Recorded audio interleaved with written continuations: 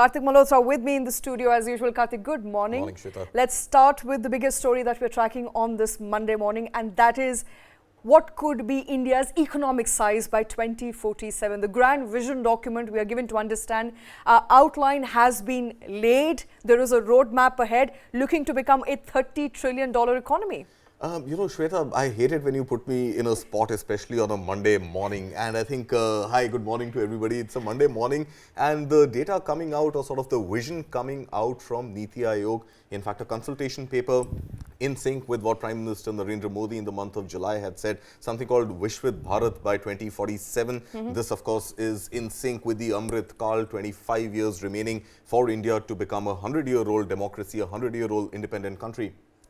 The data suggests, or the vision suggests, that by 2047, we are looking at our economy to grow to a size of 30 trillion. But what has happened in the past? In the past, we've set out a goal of 5 trillion by 2022. We've seen what happened to that, right? We are still at about 3.75 or so. Now, 30 trillion, of course, good number, big number. At 30 trillion, even by 2047, we would be almost the size of what the US economy is at present. So, as a number, it's not bad. Discount that number over time, discount that number on the rate of inflation over the next 25 years or so, 30 trillion does not seem like a big number. But, I've run some calculations myself after reading the story this morning, Shweta. And what is the size, or what is the rate at which India needs to grow to get to 30 trillion? I think right now we have set ourselves a target that we want to grow at 7.6% annually, so that by turn of the decade, by 2030, we are the third largest economy, and we are, on average about a 7 trillion odd economy by 2030, about 5 trillion by 2027, 2028.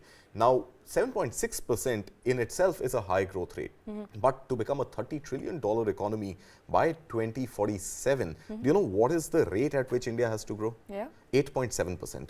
So, 8.7% consistent annualized growth year on year, when this year, and we've been the fastest growing large economy, major economy in the world, this year, according to RBI's own projections, we're going to grow only at about 6.5% or so. So, if you look at the overall long-term vision of 25 years, we don't know what kind of black swans are up ahead of us. We know for a fact that IT is going to become a casualty perhaps next year, and all of the next year and a half, FY25, is slated to be a washout year for IT. We've seen that in the numbers, the quarterly earnings. We've seen that in the way headcount is getting lost. Right now, we are living in a time when there are two wars being fought. One right in the middle of Europe, we're talking about Russia, Ukraine, and the other one in the Middle East, where oil becomes a major sort of, source of anxiety for the rest of the world. So, given this entire block, for India to look at growing at 8.7%, to my mind, is being overtly ambitious. Okay. Is it too big a number? It's not a big number, because 30 trillion is still going to be, like I said, just the size of what the US economy is right now. And even if US continues to go at a clip of about 3% year on year, and let's not discount China is hit right now, China is going to come back, bounce back at some point. So 30 trillion, great vision, great idea, lovely headline. Are we going to get there in the next 25 years? Great if we grow at 8.7%. Excellent if we get to that number. But again, we'll have to see what is our rate of growth vis-a-vis the rest of the world. And if IT sector becomes a drain, if IT sector becomes a drag on the economy, are we geared up to really optimize the China Plus One strategy and become the factory of the world? We are getting there. Will we get there fast enough? Because every year that we miss the target of 8.7%, I mean, I'm jittery about the 7.6% target only in this decade itself. But every year that we miss that 7.6 or 8.7%, depending on whether we want to be a $7 trillion economy by the turn of the decade, or a 30 trillion economy by 2047, every year that we miss that target, the subsequent years, the pressure on growth will be even higher. So 2-3 years of missing this number means we are looking at double-digit growth every other year till 2047. That, to my mind, is being overtly optimistic, if not just trying to generate excellent headlines. Okay, but it does generate excellent headlines. What's the per capita income that one would need, or one would need to have,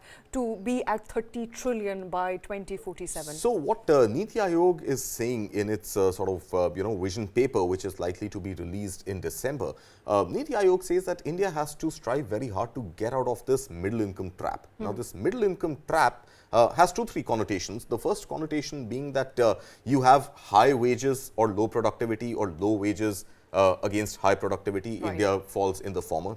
If you look at the per capita income, a middle income economy is roughly in the per capita income range of about $1,000 to $5,000. To become a high income economy, you're actually looking at that per capita income to go up in the range of about $10,000 to $12,000 per individual.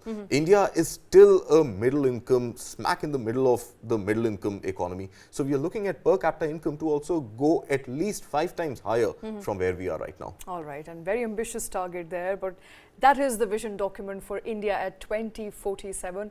Important to remember, this is 100 years since India got its independence. So 100 years post-independence, a grand vision roadmap laid out there for India to achieve.